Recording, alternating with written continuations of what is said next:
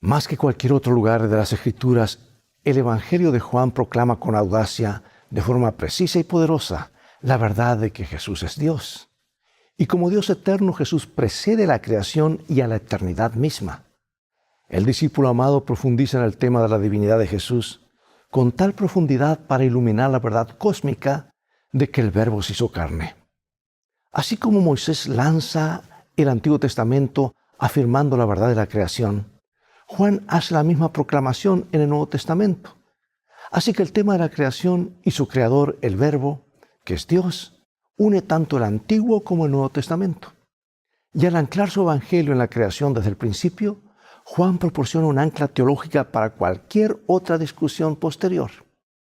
Para Juan, el tema de Jesús como creador es vital, porque Satanás, el gran engañador, odia la verdad de la divinidad de Cristo y de su igualdad con Dios. Cerca del final del primer siglo, oscuras herejías entraron sutilmente en la iglesia. Los herejes gnósticos cuestionaron la realidad de la divinidad de Jesús, sembrando dudas sobre su verdadera encarnación, su encarnación. Y este peligroso fenómeno ocurrió más o menos unas 3 décadas después de la redacción de los evangelios sinópticos, y en consecuencia trajo desánimo entre los creyentes y bajó la moral espiritual. Y ahora tenemos aquí los primeros 18 versículos del Evangelio de Juan, que constituyen un prólogo del resto de su Evangelio. Proporcionan una declaración teológica inquebrantable, concisa y compacta sobre la divinidad de Cristo. Cristo es la palabra, es Dios, y siempre lo ha sido. Él es el creador, la vida, el dador de la luz. Vamos a estudiar este tema muy profundo en los siguientes minutos, así que ve por tu Biblia y mantente en sintonía.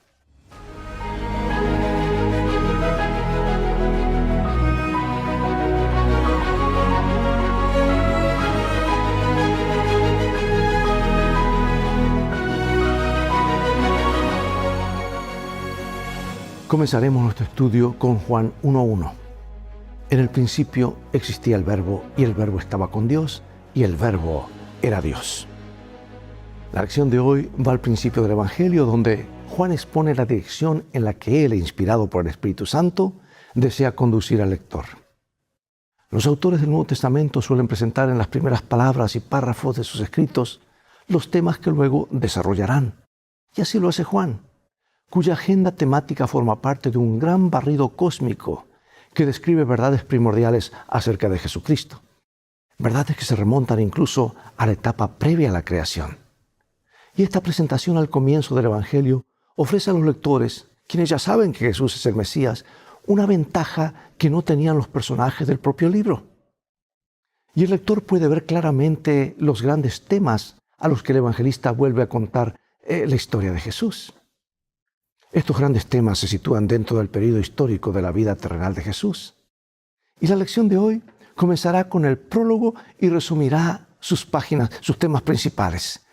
Y a continuación, esos temas se examinarán también en otros lugares del Evangelio de Juan.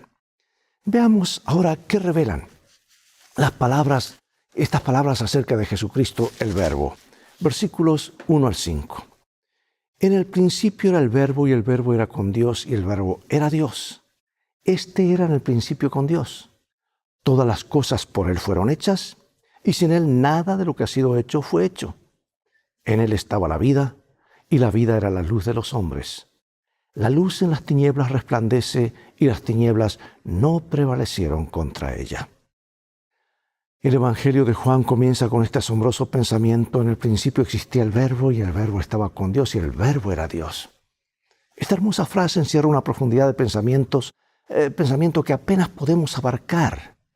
En primer lugar, el evangelista alude al relato de la creación. Dice, en el principio. El Verbo ya estaba presente antes del principio del universo. Y Juan afirma así la existencia eterna de Jesús. Y a continuación Juan declara, y el Verbo estaba con Dios. Y en Juan 1:18 el evangelista afirma que Dios el Hijo está en el seno del Padre. Sea cual fuera el significado de estas palabras, una cosa es segura: Jesús y el Padre están íntimamente unidos. Y el apóstol corrobora esto diciendo que Jesús es el creador de todas las cosas. Es decir, todo lo que una vez no existía, llegó a la existencia en virtud de la actividad creadora de Jesús, el Dios creador. Comenta la sierva del Señor: desde los días de la eternidad, el Señor Jesucristo era uno con el Padre. Era la imagen de Dios, la imagen de su grandeza y majestad, el resplandor de su gloria. ¿Por qué la deidad plena de Cristo es parte tan importante de nuestra teología? ¿Qué deberíamos saber? ¿Cómo deberíamos estudiar esto? ¿Qué perderíamos si Jesús fuera, de alguna manera, un mero ser creado, como algunos afirman? ¿Podría Él ser nuestro Salvador? ¿Podría haber resucitado? Notemos nuevamente qué hizo Jesús, Dios mismo, y por qué esta verdad es la más importante que podemos conocer. Vamos a Juan 1 nuevamente y dice: en el principio era el Verbo, y el Verbo era con Dios, y el Verbo era Dios. Este era en el principio con Dios. Todas las cosas por Él fueron hechas, y sin Él nada de lo que ha sido hecho fue hecho. Y aquel Verbo fue hecho carne, y habitó entre nosotros, y vimos su gloria.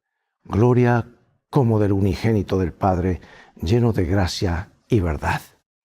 Juan no comienza su evangelio con el nombre Jesús, ni con su papel de Mesías Cristo, sino con el término logos. En la época en que Juan escribió, varios sistemas filosóficos utilizaban el término logos para referirse a la estructura racional del universo o a la lógica y la razón en sí mismas. Además, Platón, el influyente filósofo de la antigüedad, había dividido la realidad en dos ámbitos o esferas: la celestial e inmutable, donde existe la perfección absoluta, y la terrenal, perecedera y cambiante, una representación muy imperfecta de la de arriba, donde quiera que supuestamente existiera. Y algunas filosofías identificaron el logos como un intermediario abstracto entre las formas eternas y las formas terrenales perecederas. Y Juan utiliza el término de una manera completamente diferente. Sostiene que la verdad, o sea, el logos, no es un concepto etéreo y abstracto que flota entre el cielo y la tierra. El logos es Jesucristo, quien se hizo carne y habitó entre nosotros. Para Juan, el logos es la palabra de Dios. Y lo que es más importante, Dios se comunicó, es decir, se reveló a la humanidad de la forma más radical. Dios se hizo uno con nosotros, uno de nosotros. Y en el Evangelio de Juan, el logos representa al Dios eterno que entra en el tiempo y el espacio, que habla, actúa y se interrelaciona con los humanos a nivel personal. El Dios eterno se hizo ser humano, uno de nosotros. Y el apóstol indica que el logos se hizo carne y habitó entre nosotros.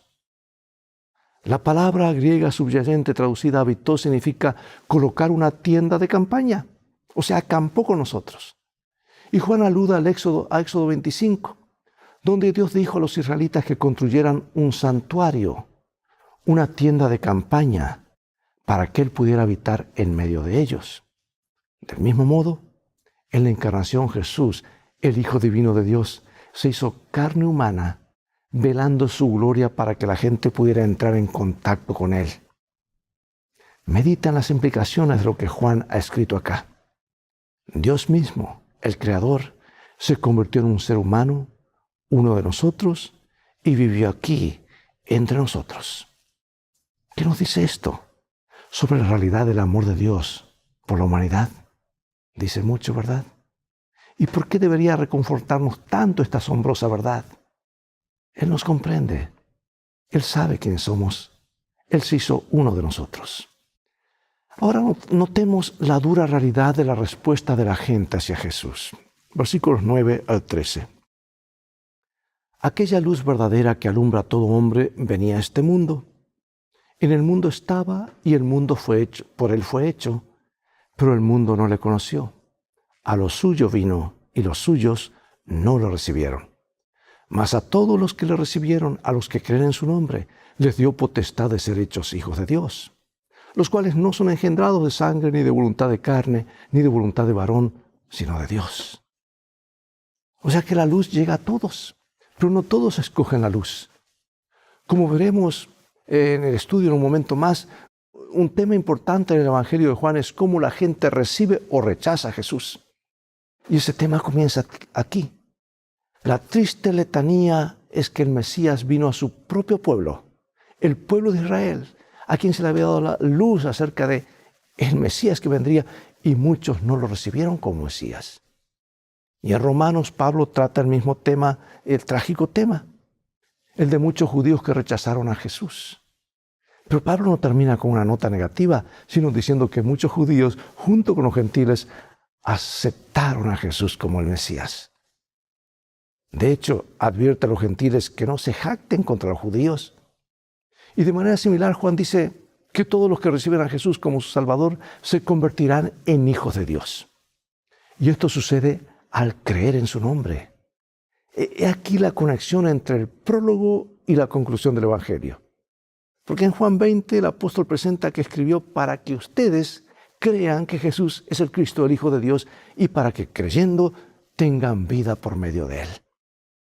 Así la introducción y la conclusión forman una especie de unidad, conceptos relacionados que encierran todo lo que ocurre entre ellos.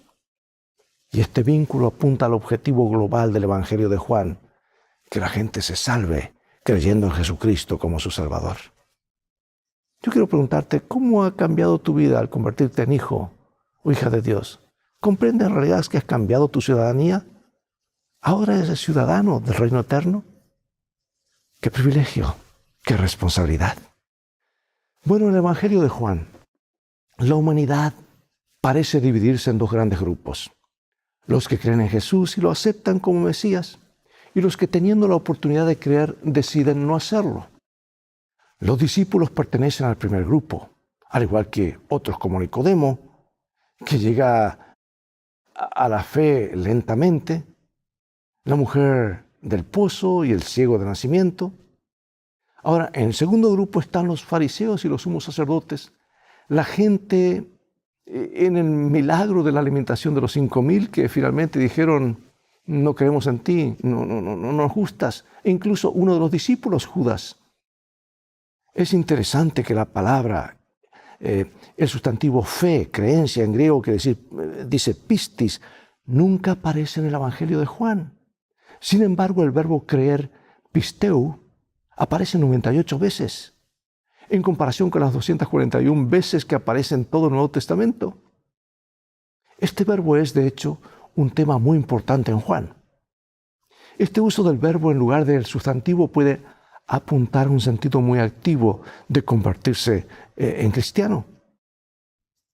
Ser creyente en Jesús es algo que hacemos, y esto se expresa cómo vivimos, y no solo en un conjunto de creencias. Como sabemos, el diablo también cree en Dios. Y en Juan la principal diferencia entre los dos grupos es la forma en que se relacionan con Jesús. Los creyentes o quienes llegan a creer tienen una actitud abierta hacia Él, incluso cuando se los confronta o reprende. Vienen a Jesús y no huyen. Él es la luz que los ilumina. Ellos siguen ese camino de luz y por la fe creyendo se convierten en hijos de Dios, hijos de luz. Ahora, los incrédulos, por otro lado, típicamente vienen a Jesús para polemizar con Él. Se caracterizan por armar más problemas y amar las tinieblas que amar la luz. Les cuesta aceptar sus palabras o ven que rompe viejas tradiciones y no cumple sus expectativas. Le juzgan en lugar de dejar que su luz los mide, los juzgue.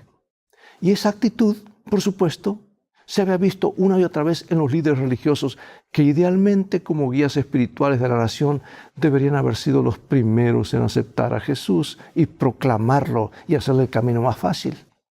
Por eso pregunto, hermano y hermana, ¿de qué manera vives tu fe en Jesús en lugar de limitarte a sentir intelectualmente que es el Mesías? Porque es importante conocer esta diferencia. Vivir la vida de Cristo. Vivir sus enseñanzas. Eso hace la diferencia. ¿Por qué? Porque le amamos. Pasemos ahora a otro tema, el tema de la gloria de Dios.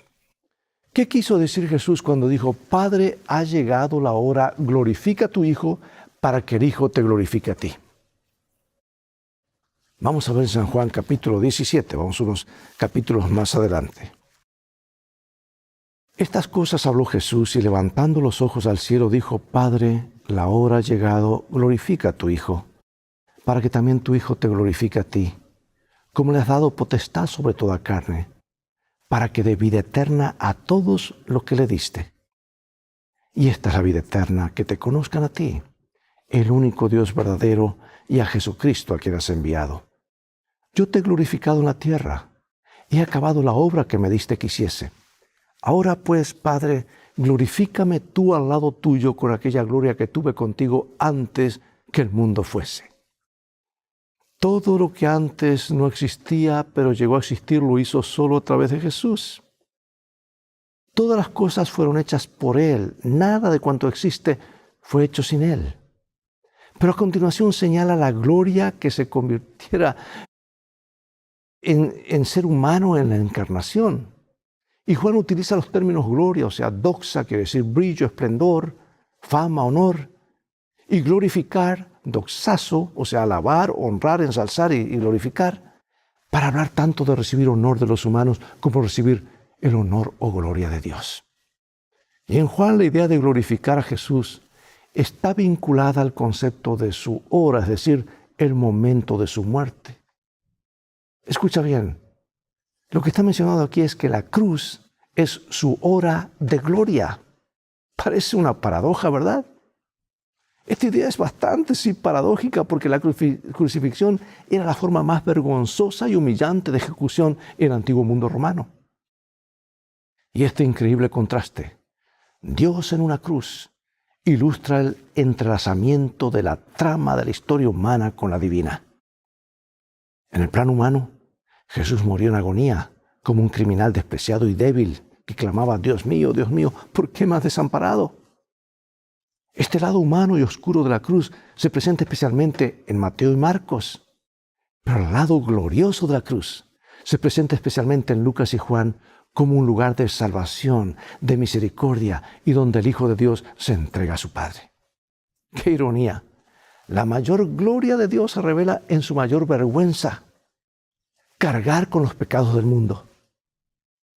Piensa en lo que significa que hiciera falta algo tan drástico. Dios mismo en la cruz para salvarnos del pecado. ¿Qué nos dice esto acerca de cuán malo es el pecado? Bueno, finalizo con estas preguntas de reflexión y un par de citas inspiradas. Y aquí va la primera pregunta. ¿Qué ocurre con la cruz si en lugar de morir en ella el Dios eterno? De paso, Dios no puede morir. Murió la humanidad de Jesús.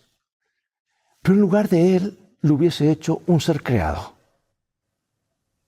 ¿Qué perderíamos si Jesús fuera cualquier cosa menos el Dios eterno? ¿Cómo lo representaron las palabras de Cristo, o sea, la palabra, el logos, cuando estuvo aquí en el mundo? ¿Alguna vez te asaltan dudas sobre el carácter de Dios el Padre? ¿Por qué o por qué no? Reflexiona atentamente sobre las palabras de Jesús a Felipe. Verlo a Él es lo mismo que ver al Padre. ¿Cómo pueden estas palabras calmar tus dudas? ¿Cómo se relacionan los significados de único y engendrado con la salvación única que se nos ofrece en Cristo? Cristo conservará su naturaleza humana por la eternidad. De hecho, alteró su naturaleza eterna para siempre al volverse totalmente humano y totalmente divino. ¿Cómo impacta esta realidad en tu vida ahora y en tu esperanza para el futuro? Si creyésemos que en lugar de salvarnos de nuestros pecados, Jesús murió para darnos libertad de elección, ¿cuál sería el efecto de este pensamiento al tomar decisiones cruciales en materia de obediencia y desobediencia?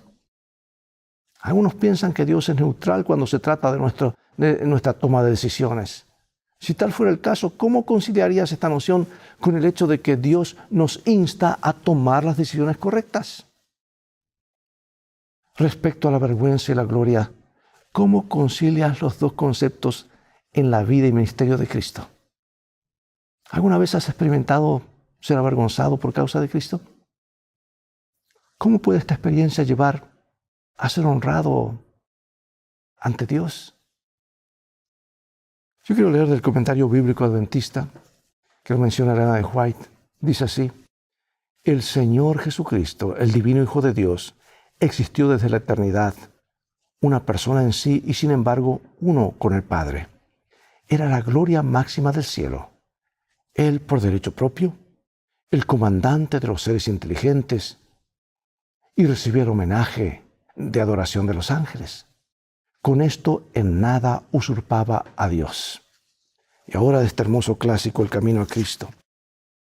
Hay luz y gloria en la verdad de que Cristo era uno con el Padre antes de que se pusiera el fundamento del mundo.